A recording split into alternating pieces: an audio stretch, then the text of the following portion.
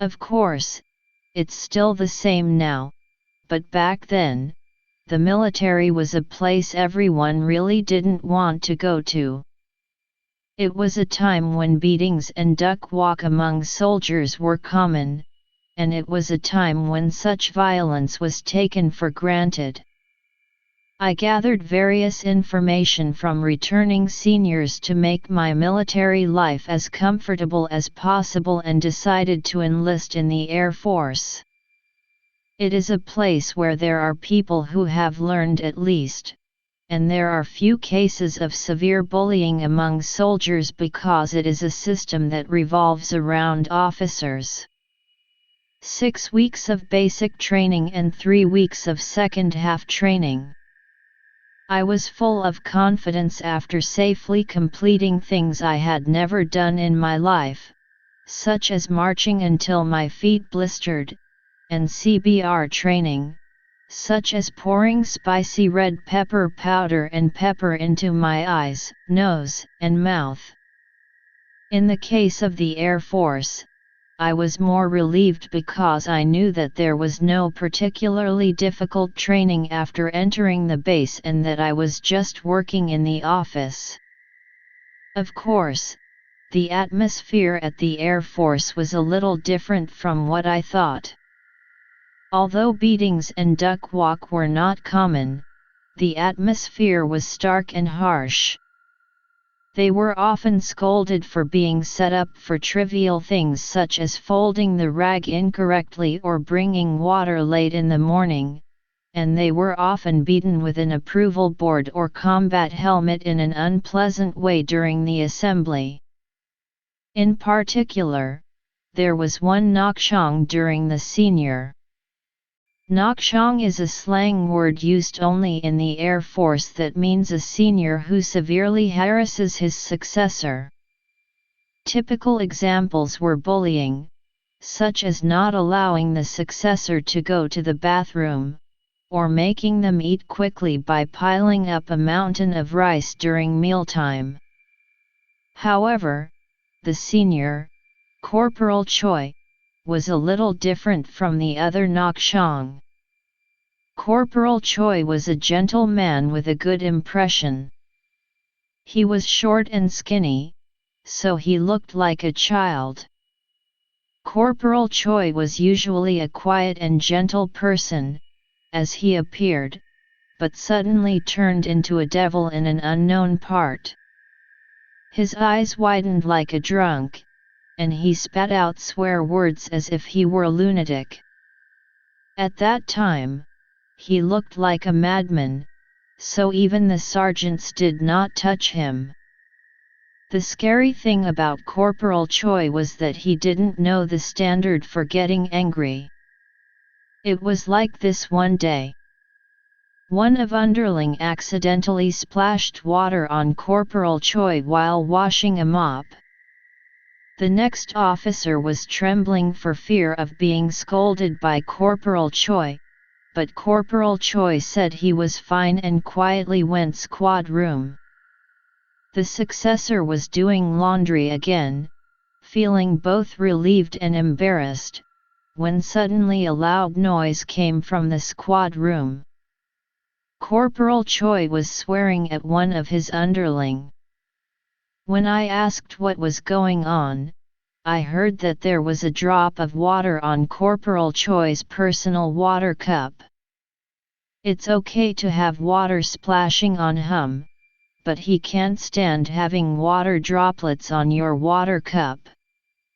There were not one or two such unknown standards. The only strange thing was that Corporal Choi didn't bother me that much. Whether I was saluting, making a mistake, or being scolded by another senior, Corporal Choi did not touch me. Rather, it seemed to ignore and avoid my existence. It wasn't such a bad thing for me, but it was also embarrassing because the other seniors were curious about me. Why doesn't Corporal Choi bother me? Then one day, I was on duty that night with the late sergeant. Of course, the sergeant in his later years did not come out, and I was standing alone at 3 a.m. in the hallway of the squad room with the lights off. In the watch room, the watch officer was sleeping on a chair. The sound of the boiler buzzing, the sound of someone snoring, and the unknown sound coming from outside made me nervous. A few years ago, there was a soldier who committed suicide by hanging himself with a cable tie in the bathroom, and I suddenly remembered hearing from a senior that the soldier's cries could be heard at dawn. It was said that if I followed the cry, a ghost with a blue face, eyes turned upside down, and a tongue stretched to the chest would attack the night shift worker and strangle me. Ha'ika then, I heard something similar to crying somewhere. Should I say crying or muttering something? A strange sound like that came from the dark hallway at the other end. I was still listening to the sound.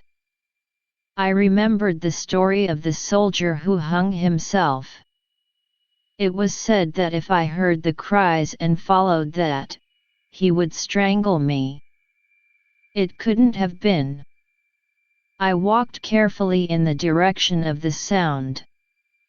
Something black was wriggling over there. It looked like a person strangling in pain. My whole body stiffened with fear and I couldn't move from the spot. A black figure slowly approached me. It was Corporal Choi. I was relieved to see Corporal Choi's appearance.